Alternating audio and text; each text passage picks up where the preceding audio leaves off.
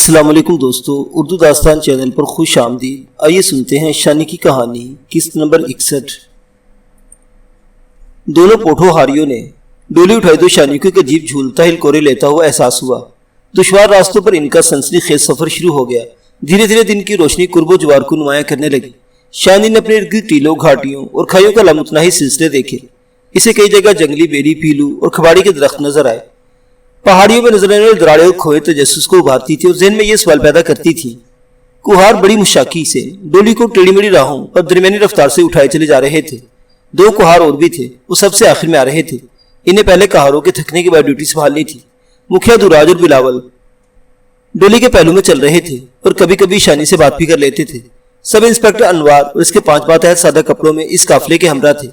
ان لوگوں کے پاس جدید اسلحہ اور واقی ٹاکی موجود تھے۔ پروگرام کے مطابق ان لوگوں کے خاص حد تک پہنچ کر واپس آ جانا تھا۔ شانی کا ذہن خیالات کے تانے بانے میں الجھا تھا۔ رستم سے دوبارہ ملنے کا خیال ایک دم اس کی دھڑکنوں کو زیر و زبر کر دیتا تھا۔ وہ پچھلے چند دنوں میں سینکڑوں مرتبہ سوچ چکی تھی کہ رستم کس کیفیت اور کس حال میں ہوگا، وہ اس سے کس طرح بات کرے گا، اس کا رویہ کیسا ہوگا، وہ اپنا مدعا کیسے اس تک پہنچائے گی، اور اگر رستم انکار کر دے تو کس لہجے میں، کن الفاظ میں اصرار کرے گی، اصرار کر بھی سکے گی یا نہیں۔ اس انداز میں سوچتے ہوئے کسی وقت عجیب سا خوف اس کے سینے میں لہریں لینے لگتا تھا۔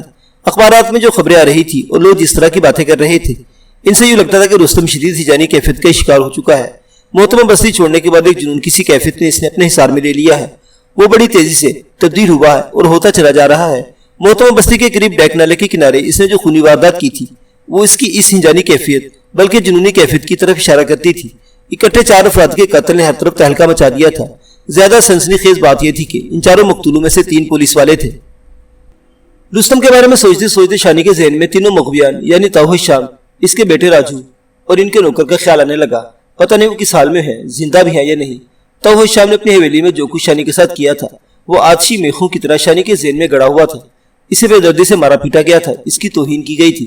بعد ازاں توحید شام نے اسے ایک ذخیر لونڈی کی حیثیت سے اپنے بیٹے کے حوالے کر دیا تھا۔ بیٹے کو العلن اس حقیقت سے آگاہ کیا تھا کہ یہ نوکرانی اس کے استعمال کی چیز ہے، اس نوکرانی سے جو چاہے سلوک کر سکتا ہے۔ توحید شام کے بیٹے کا خیالات تھے اس کی شکل شانی کی نگاہوں میں گھومنے لگی، اور پھر وہ اندھیری رات اس کی نگاہوں میں گھوم گئی تھی جب ایک بند کمرے میں تو کا نومر بیٹا اسے انوکھے روپ میں نظر آیا تھا۔ اس کے ہاتھ میں پستول، تو اس نے بڑی بے باکی سے شانی کو بے لباس ہونے کا حکم دیا تھا۔ شانی شدید غضب کے عالم میں اس پر پل پڑی اور مار مار کر اس کا حال برا کر دیا تھا۔ اور پھر شانی کے علم میں تاؤ کے بیٹے کی وہ رومانی کہانی آئی جو ابھی تک شانی کے ذہن میں نقش تھی۔ تاؤ کا نومر بیٹا راجو کسی سے پیار کرتا تھا، اور یہ کوکب نامی وہی لڑکی تھی جس کے محبوب کو ڈھونڈنے کے لیے کوتھا کا ڈولا در بدر پھر رہا تھا۔ ڈولے کا خیالات تھی اس کی شباہت اور ساری حرکات و سکنات بھی شانی کی نگاہوں میں گھوم گئی۔ شانی کو ابھی تک علم نہیں ہو سکا تھا کہ ڈولا کہاں اور کس حال میں ہے۔ راجو اور ڈولے سے شانی کی آخری ملاقات کئی ماہ پہلے تاؤ کی منحوس حویلی میں ہوئی، اور راجو اور کوکب کے رومانی معاملات جاننے کے بعد شانی کے دل میں خواہش جاگی تھی کہ کاش وہ ان دونوں کے لیے کچھ کر سکے، لیکن پھر اچانک ہی حالات کی آندھی اسے اڑا کر کہیں سے کہیں لے گئی۔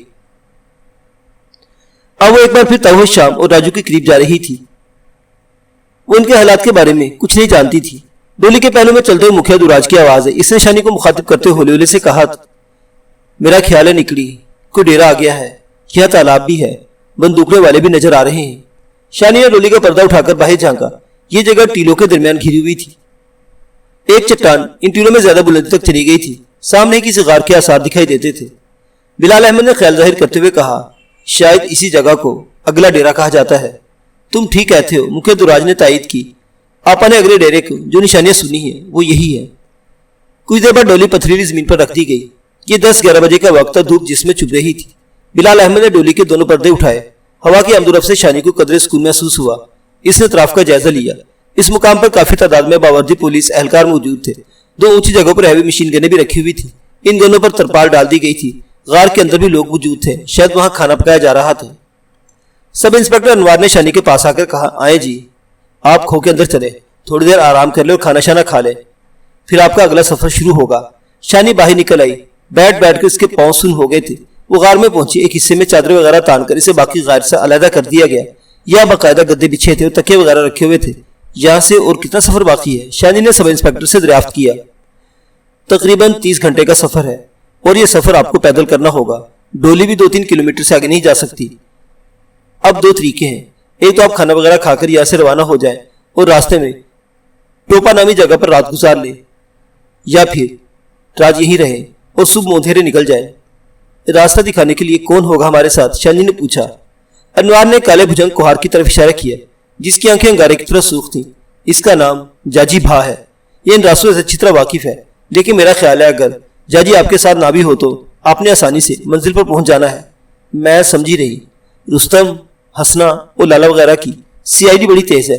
ہمیں یقین ہے کہ ان ٹیلوں میں داخل ہونے سے پہلے وہ جان گئے ہیں کہ ہم کتنے ہیں، کون کون ہیں اور کس مقصد کے لیے آ رہے ہیں۔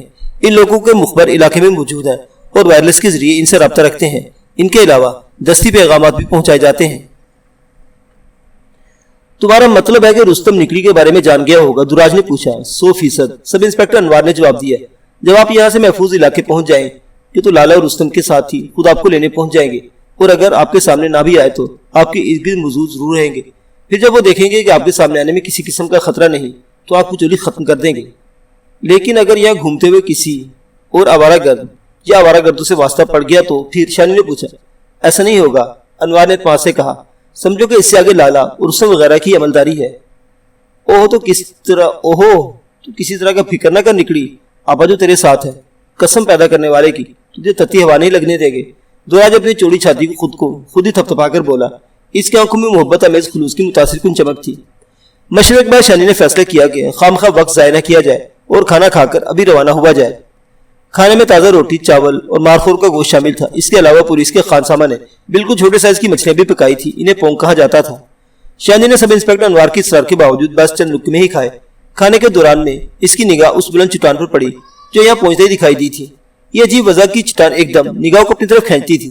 سب انسپکٹر انوار نے شانی کو چٹان کے اندر دیکھا تو بولا، یہ بڑی خاص چٹان ہے۔ جن دنوں اس ڈیرے پر ڈاکو کا تسلط تھا، ایک جوان گوجری نے یہاں سے کود کر اپنی جان دے دی تھی۔ ڈاکو اس چٹان کے ساتھ والے ٹیلے کو مچار کے طور پر بھی استعمال کرتے تھے۔ یہاں سے دوربین کے ذریعے دور تک نظر رکھتے تھے۔ بعض اوقات یہاں سے فائرنگ بھی کی جاتی تھی۔ اب بھی کوئی چٹان پر موجود تو ہے؟ بلال احمد نے کہا۔ اب تو یہ پولیس کا بندہ ہے، ارد گرد نظر رکھے ہوئے ہے۔ ڈاکو یہاں سے کب گئے؟ شانی نے پوچھا۔ یہ کافی عرصہ پہلے کی بات ہے، تقریباً 3 سال پہلے تک وہ یہاں موجود تھے۔ پھر 2-3 بار پولیس یہاں تک پہنچ گئی اور ان لوگوں سے ان کی جھڑپ ہوئی۔ آہستہ آہستہ وہ ڈیرا چھوڑ کر آگے نکل گئے، لیکن اب بھی کبھی کبھار کوئی ٹولی یہاں وارد ہو جاتی ہے۔ بلکہ چند ماہ پہلے جب رستم فرار ہو کر یہاں پہنچا تو اس نے ایک دن یہاں گزارا۔ سنا کہ یہاں اپنے ایک ساتھی گورا کے ساتھ اس کی زوردار لڑائی بھی ہوئی۔ رستم کے ذکر نے شانی کے جسم میں کرنٹ سا دوڑا دیا۔ انوار اور بلال وغیرہ باتیں کرتے رہے۔ شانی چور نظروں سے ان دونوں دیوار کو دیکھتی رہی، سوچتی رہی کہ رستم انگن مرتبہ یہاں آ چکا ہوگا، بسیرا کر چکا ہوگا۔ اس کے دل کی کیفیت عجیب تھی، کسی وقت خود ہی الجھنے لگتی۔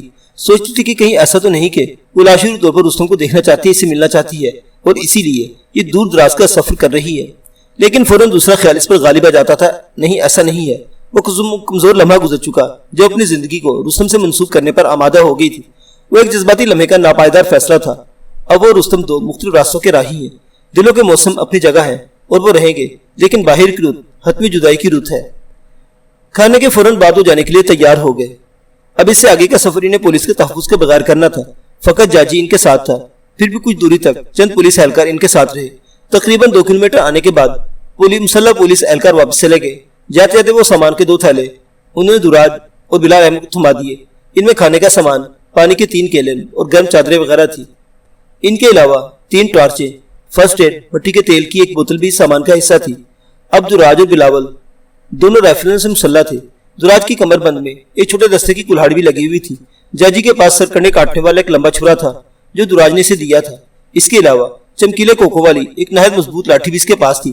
اس لاٹھی کے بالائی سرے پر ایک خمدار چھری فکس کی جا سکتی تھی۔ شام سے ذرا پہلے وہ اگلے ڈیرے سے تقریباً 12 کلومیٹر دور آ چکے تھے۔ شانی کا تھکن سے برا حال تھا، لیکن اپنے حرکات و سکنات سے اس تھکن کو ظاہر نہیں ہونے دے رہی تھی۔ جاجی سب سے آگے جا رہا تھا۔ وہ اپنی لاٹھی کو ٹیکتا ہوا بڑھ رہا تھا۔ وہ بہت سخت جان اور کسی حد تک خاموش طبع شخص تھا۔ گاہے بگاہے وہ ماہی کی طرز پر کچھ گانے بھی گاتا تھا۔ اس کی آواز بھاری لیکن سر میں تھی۔ گاتے گاتے اچانک جاجی کی آواز تھم گئی۔ وہ خود بھی ٹھٹک کر رک گیا۔ اس کے پیچھے دراج، بلال اور شانی بھی رک گئے۔ وہ اپنے سے صرف 2-3 قدم کے فاصلے پر بڑے دھیان سے کسی شے کو دیکھ رہا تھا۔ کھائی سے گزرنے والے اس راستے پر تھوڑی بہت دھول بھی موجود تھی۔ اس دھول میں شانی کو کچھ بھی نظر نہیں آیا، مگر جاجی کے تاثرات گواہ تھے کہ وہ کچھ دیکھ رہا ہے۔ اس میں لاٹھی کو بڑی احتیاط سے سونتا، سانس روک کر اسے سر سے بلند کیا اور پھر بڑی پھرتی اور مہارت سے کسی شے پر دے مارا۔ یہ دیکھ کر شانی کا منہ کھلا رہ گیا کہ تقریباً 4 فٹ لمبا سانپ اچھل کر ایک طرف گرا اور 2-4 ہاتھ اینٹ کا ٹھنڈا ہو گیا۔ جاجی کی لگائی ہوئی ضرب نے سانپ کا سر اس پوری طرح کچلا تھا کہ ادھر سے تقریباً علیحدہ ہو گیا تھا۔ اس کے جسم سے بہنے والا خون مٹی اور ریت میں جذب ہو رہا تھا۔ سانپ کے گہرے بھورے جسم پر زرد دائرے نظر آ رہے تھے۔ جاجی نے کہا، یہ بہت خطرناک سانپ ہے جی، اسے کریٹ کہا جاتا ہے، لیکن عام دیہاتی اسے سنگچور کہتے ہیں۔ لیکن یہ ایک دم کہاں سے آ گیا؟ بلال احمد نے حیرت سے کہا۔ آ ہی نہیں گیا جی، تو ہمارے سامنے ہی تھا۔ میرا ایک قدم اور رکتا تو پاؤں اس پر پڑ جاتا ہے۔ اصل میں خود کو مٹی دھول میں اس طرح چھپاتا ہے کہ پتہ ہی نہیں چلتا۔ جاجی نے لاٹھی کی مدد سے سانپ کو الٹایا پلٹایا اور بولا، یہ مادہ ہے جی، کئی لوگ کہتے ہیں کہ یہ مادہ زیادہ زہریلی ہوتی ہے۔ شانی ایک طرف سمٹ کر کھڑی تھی۔ بلال اور دراج وغیرہ سانپ کو بغور دیکھ رہے تھے۔ اچانک شانی کی نگاہ مکھیا دراج کے کم میں گئی۔ خودرو درختوں میں ایک پرچھائی سی نظر آئی۔ کسی شخص نے الٹی کلہاڑی سے بلاول کے سر پر وار کیا۔ ایک ثانیہ پہلے بلاول کو خطرے کا احساس ہوا اور وہ تیزی سے ایک طرف سمٹا۔ کلہاڑی اس کے سر پر لگنے کے بجائے کندھے پر لگی اور وہ 2-4 قدم لڑکھڑا کر منہ کے بل گرا۔ ایک دوسرے شخص نے دراج کو عقب سے اپنے جبہے میں جکڑنا چاہا، لیکن شاید اس نے کام کے لیے غلط بندے کا انتخاب کیا تھا۔ بے پناہ جسمانی طاقت والے دراج نے ایک چنگاڑ کے ساتھ خود کو گھمایا اور عقب میں موجود فرد کو ایک درخت سے دے مارا۔ درخت کی چوٹ کھانے کے باوجود نوارد نے دراج کو نہیں چھوڑا تو دراج پشت کے بل پتھریلی زمین پر گر گیا۔ یہ دوسری چوٹ عقب میں موجود حملہ آور کے لیے کارگر ثابت ہوئی۔ اس کی گرفت دراج پر سے ختم ہو گئی۔ دراج نے گھوم کر اسے نیچے لے لیا اور بری طرح مارنے لگا۔ حملہ آوروں کی تعداد 4 تھی۔ انہوں نے گہری رنگ کی شلوار قمیص پہن رکھی تھی۔ تیسرے حملہ آور نے رائفل سیدھی کی اور بے دریغ دراج کو نشانہ بنانا چاہا۔ اگر وہ گولی چلا دیتا تو یقیناً دراج کی پشت پر لگتی۔ شانی نے بے تاب ہو کر رائفل پر جھپٹا مارا اور رائفل کا رخ تبدیل ہوا اور اس کے ساتھ ہی فائر بھی ہوا۔ گولی پتھر میں لگی، لیکن اس کے ساتھ ہی ایک حملہ آور بھی اپنی ٹانگ پکڑ کر دوہرا ہو گیا۔ رائفل بردار نے بھنا کر شانی پر چڑھائی کی۔ اس کی ٹانگ شانی کے کولے پر لگی اور وہ لڑکھڑا کر سنگریزوں پر گری۔ اس سے پہلے کہ رائفل بردار وحشیانہ انداز میں جھپٹتا، دراج اپنے مد مقابل سے فارغ ہو کر رائفل بردار کے سامنے آ گیا۔ دراج کے سر کی انتہائی خوفناک ٹکر رائفل بردار کے سینے پر لگی۔ دونوں پتھروں پر گرے۔ دراج نے کسی ماہر پہلوان کی طرح اپنے حریف کو نیچے لیا اور اس کی رائفل کو یوں جکڑا کہ وہ بیکار ہو کر رہ گئی۔ دوسری طرف بلال بھی اپنے مد مقابل کو سنبھال چکا تھا۔ اس کا مد مقابل ایک جھاڑی کی شاخوں میں پھنس گیا تھا۔ بلال نے اسے گردن سے بوچھا ہوا تھا اور اس کی ناک میں گھٹنا رسید کر رہا تھا۔ ایک حملہ آور تو زخمی ٹانگ کے سبب پتھریلی زمین پر لوٹ پوٹ تھا، مگر چوتھے کا کچھ پتہ نہیں چل رہا تھا۔ چند سیکنڈ بعد شانی کو اندازہ ہوا کہ وہ نیچے تقریباً 14 فٹ گہرائی کھائی میں گرا پڑا ہے۔ شاید بے ہوش ہو گیا تھا۔ ایک طرح سے لڑائی دراج اور بلال احمد جیت چکے تھے، مگر اس کے بعد جو کچھ وہ قطعی طور پر غیر متوقع تھا۔ دوڑتے قدموں کی آوازیں آئیں اور اچانک 8 کے قریب افراد رائفل اور کلاڑے مسلح موقع پر پہنچ گئے۔ یہ بھی پہلے حملہ آوروں کے ساتھ دکھائی دیتے تھے۔ انہوں نے آتے ہوائے فائر کیے۔ شام کے جھٹپٹے میں شعلے سے لپکے اور ہر طرف سراسیمگی پھیل گئی۔ 2 افراد نے اپنی خودکار رائفلیں مکھیا دراج کے سر سے لگا دی۔ 2 ہتھے کٹے افراد نے بلال کو اس کے مد مقابل کے اوپر سے کھینچ لیا اور ہٹا کر پیچھے لے گئے۔ جس شخص کی پنڈلی زخمی ہوئی تھی، اس نے دونوں ہاتھوں سے زخم کو دبا رکھا تھا اور وہیں پر پڑا ہوا تھا۔ اس سارے ہنگامے میں جاجی اپنے لاٹھی سمیت بے تعلق ہی کھڑا رہا تھا۔ تھوڑی دیر بعد اندازہ ہوا کہ نئے آنے والوں کا رویہ شانی دراج وغیرہ کے ساتھ دوستانہ ہے۔ اب وہ پہلے افراد کو غصری نظروں سے دیکھ رہے تھے اور ان سے سوالات کر رہے تھے۔ ان دونوں کی رائفلیں اور ایک کلہاڑی بھی نئے آنے والوں نے اپنے قبضے میں لے لی تھی۔ یہ سب افراد بھی شلواروں قمیصوں میں تھے، داڑیاں بڑھی ہوئی تھی، چہروں پر دھول۔ وہ سب کے سب آتشی یا تیز دھار ہتھیاروں سے مسلح تھے۔ ان میں سے ایک دراز قد شخص سرکردہ لگتا تھا۔ اسے یہ لوگ دلاور کہہ کر مخاطب کر رہے تھے۔ دلاور کے اشارے پر 2 افراد شانی دراج اور بلاول کو لے کر کچھ فاصلے پر ایک پتھر کی اوٹ میں چلے گئے۔ چند افراد نیچے تاریک کھائی میں اترے اور زخمی شخص کو اوپر لے آئے۔ وہ بے ہوش نظر آتا تھا۔ ٹارچوں کی روشنی میں اس کے زخم وغیرہ دیکھے گئے۔ کئی افراد آپس میں تلخ کلامی بھی کر رہے تھے۔ صورتحال الجھی ہوئی نظر آتی تھی۔ دراج نے شانی سے پوچھا، نکلی تجھے کہیں چوٹ شوٹ تو نہیں آئی؟ نہیں، بس معمولی سی کمر پر لگی ہے، لیکن بلال کو کافی زور سے رائفل لگی ہے۔ بلال احمد نے کندھا دباتے ہوئے کہا، نہیں کچھ زیادہ نہیں۔ پھر وہ شانی کی طرف دیکھ کر بولا، اگر آپ رائفل پر جھپٹا نہ مارتی تو سردار کو گولی لگ جاتی۔ مکھیا دراج نے ستائشی نظروں سے شانی کو دیکھا۔ شاید وہ کچھ کہتا، لیکن اس سے پہلے شانی بول اٹھی، ہم کہاں پھنس گئے ہیں دراج؟ یہ کیا ہو رہا ہے؟ مجھے تو لگتا ہم پھنس گئے تھے، لیکن اب نکل آئے ہیں۔ دراج بولا، کیا مطلب؟ اندازہ ہو رہا ہے کہ یہ 2 جی پارٹی پہنچی ہے، رستم اور اس کے ساتھیوں کی طرف سے ہے۔ اور پہلے کون تھے؟ بلال احمد نے پوچھا۔ ہوں گے کوئی اٹھائی گیر، اتنا بڑا علاقہ ہے، کئی طرح کے چور لپھنگے یا پھرتے ہوں گے۔ بلال احمد نے قریب کھڑے رائفل بردار کو آواز دے کر پوچھا، بھرا جی یہ کیا ہو رہا ہے ہمارے ساتھ؟ 2 منٹ جی، ابھی سب پتہ چل جاتا ہے۔ اور واقعی 2 منٹ میں سب کچھ کلیئر ہو گیا۔ یہ جرائم پیشہ افراد کی ٹولی تھی۔ پولیس سے چھپتی پھرتی اور وارداتیں کرتی اس طرف نکل آئی تھی۔ بعد میں آنے والے افراد کا تعلق اس ویرانے کے اصل مالکوں یعنی لالا اور اس کے گینگ سے تھا۔ ان لوگوں کو بذریعہ وائرلیس سیٹ اس امر کی اطلاع تھی کہ اگلے ڈیرے سے کچھ لوگ وڈے ڈیرے کی طرف آ رہے ہیں اور ان کی حیثیت رستم سیال کے خاص مہمانوں کی ہے۔ پچھلے آدھ گھنٹے سے گینگ کے بندے شانی دراج وغیرہ کے آس پاس موجود تھے۔ حوالہ کرتوں کو پکڑ کر ان کی مشقیں کستی گئی۔ کھائی میں گرنے والا شخص اب بھی ہوش میں آ چکا تھا۔ اس کا سر کندھوں پر گہری چوٹیں آئی تھی۔ اس کی کمر سے گولیوں کی بیلٹ کے علاوہ ایک تھیلا بھی بندھا ہوا تھا۔ اس تھیلے میں 5-6 شکار شدہ پرندے تھے۔ ٹارچوں کی روشنی میں دیکھنے پر پتہ چلا کہ یہ پرندہ سسی ہے۔ انہیں غلیل سے مارا گیا تھا۔ ایک دوسرے شخص کے پاس بہت سی فلم ایکٹروں کی عریاں تصویریں تھیں۔ اس کے علاوہ ایک واک مین بھی برآمد ہوا۔ دلاور نامی شخص نے اپنے 12 بندوں میں سے 6 کو ان بندھے ہوئے افراد کے پاس چھوڑا اور خود شانی کے سامنے آ کر عزت احترام سے بولا، بی بی صاحبہ، ہمارے لیے کیا حکم ہے؟ میں سمجھی نہیں۔ شانی نے چہرے پر چادر کا نقاب درست کرتے ہوئے پوچھا۔ ہمیں لالا اور رستم صاحب نے اس طرف بھیجا ہے۔ ان کو ڈر تھا کہیں آپ راستہ نہ بھولیں یا پھر راستے میں کسی کا کوئی مسئلہ نہ بنے، جیسا کہ اب بن بھی گیا ہے۔ خیر ان شودوں کو ہم سنبھال ہی چکے تھے، بلال احمد نے کہا۔ بالکل جی، یہ آپ کی ہمت ہے، اس کی داد دینی پڑتی ہے، لیکن پھر بھی ہمیں خوشی ہے کہ ہم موقع پر پہنچے اور آپ کا ساتھ دیا۔ اوے ساتھ تم نے چھنکڑا دیا؟ دراج مونچھوں کو تاؤ دے کر بولا۔ ساتھ تو تم نے ان کا دیا ہے، جن کو آپا کے نیچے سے نکال کر ان کی زندگی بچائی۔ دلاور کچھ بھی نہ کہہ سکا۔ اسے چپ دے کر دراج نے ایک فلش کا کہکا لگایا اور دلاور کا کندھا تھپتھپا کر بولا، نہیں بھائی نہیں، میں مذاق کر رہا تھا، تم بالکل موقع پر پہنچے ہو۔ دلاور مسکرانے لگا اور اس کے ساتھی بھی۔ ان لوگوں کو اب کیا کرنا ہے؟ بلال احمد نے رازدانوں کے بارے میں پوچھا۔ یہ ہم پر چھوڑ دے جی، دلاور ادب سے بولا۔ ایسے کئی ٹٹوؤں سے ہمارا واسطہ پڑتا رہتا ہے، ان کی طبیعت اچھی طرح صاف کرنے کے بعد ان کو چھوڑ دیں گے جہلم سائٹ پر۔ جس کو گولی لگی اس کا کیا ہوگا؟ شانی نے فکر مندی سے پوچھا۔ کچھ نہیں جی، گولی ماس پھاڑ کر نکل گئی ہے، خون بند کر دیا ہم نے، دلاور نے کہا۔ شانی سے بات کرتے اس کا لہجہ بے حد مؤدب ہو جاتا تھا اور بات صرف دلاور کی نہیں، باقی مسلح افراد کی گردنیں جھکائے نگاہیں زمین میں گاڑے رکھے تھے۔ شاید وہ شانی کی سمت دیکھنا بھی ادب کے خلاف سمجھتے تھے۔ لالا اور رستم یہاں سے کتنے فاصلے پر ہوں گے؟ شانی نے پوچھا۔ ابھی بہت فاصلہ ہے بی بی صاحبہ، ہمیں ٹوپا نامی جگہ پر رات گزارنا ہوگی، صبح سویرے پھر چلنا پڑے گا۔ ہم نے تو بڑا مشکل شارٹ کٹ لگایا، اس سے جلدی پہنچے ہیں۔ دلاور کے ساتھ ہی باندھے گئے افراد کی جیبوں کی تلاشی لے رہے تھے اور ہر کام کی چیز نکال کر اپنی جیبوں میں منتقل کر رہے تھے۔ دلاور نے کچھ ضروری ہدایات دی اور شانی وغیرہ کے ساتھ آگے روانہ ہو گیا۔ انہوں نے رات تقریباً 10 بجے تک سفر کیا۔ ٹارچوں کی روشنی میں ان ہیبت ناک گھاٹیوں کا سفر بے حد دشوار گزار اور سنسنی خیز تھا۔ دراج اور جاجی شانی کے ساتھ ساتھ چل رہے تھے۔ بلال احمد عقب میں تھا، اس اپنا مضروب کندھا مسلسل ایک ہاتھ سے دبا رکھا تھا۔ جب وہ ٹوپا نامی جگہ پر پہنچے تو تھکن سے بے حال ہو رہے تھے۔ یہاں 2 افراد پہلے سے موجود تھے۔ انہوں نے ایک چٹانی صاحبان کے نیچے آگ جلا کر چائے بنا رکھی تھی۔ چائے کے ساتھ کھانے کے لیے جو شے میسر تھی وہ بنے ہوئے چنے اور گڑ تھا۔ شانی نے تھوڑے سے چنے لیے اور پانی پی کر ایک دری پر لیٹ گئی۔ کہتے کہ نیند سولی پر بھی آ جاتی ہے۔ حشرات الارض، وسوسوں اور خطروں سے بھرے ہوئے استعاری کورانے میں بھی شانی کو نہ جانے کب نیند آ گئی۔ سونے سے پہلے اسے اتنا احساس ہوا کہ بلال احمد اپنی عقابی آنکھوں کے ساتھ، دراج اپنے چوڑی چھاتی کے ساتھ اس کے آس پاس موجود ہے۔ اگلے روز صبح سویرے ان کا سفر بھی شروع ہو گیا۔ گھاٹیاں دشوار اور راستے مشکل ہوتے جا رہے تھے۔ دلاور کے سارے ساتھی شانی کے سامنے بے حد مؤدب تھے، اونچی آواز میں بولتے تک نہیں تھے، جیسے وہ سارے ادنا غلام ہو اور وہ ایک ذی وقار شہزادی ان کے جلوں میں سفر کر رہی ہو۔ پتہ نہیں کہ کس نے انہیں اس قدر مؤدب رہنے کا کہا تھا یا پھر اپنے ہی طور پر شانی کو اتنا پروٹوکول دے رہے تھے۔ ان نشیب و فراز اور بھول بھلیوں کو دیکھ کر بخوبی اندازہ ہو جاتا تھا کہ قانون نافذ کرنے والی ایجنسیاں ڈاکو کے تعاقب میں یہاں آنے سے کیوں کترا رہی تھی۔ رات کے تقریباً 9 بجے کا عمل تھا جب وہ لوگ خاص مقام پر پہنچ کر رک گئے۔ دلاور کے ساتھوں نے پہلے شانی اور اس کے ساتھوں کے ساتھ معذرت کی، پھر ان کی آنکھوں پر سیاہ پٹیاں باندھی۔ تاہم شانی کو اس پابندی سے آزاد رکھا گیا۔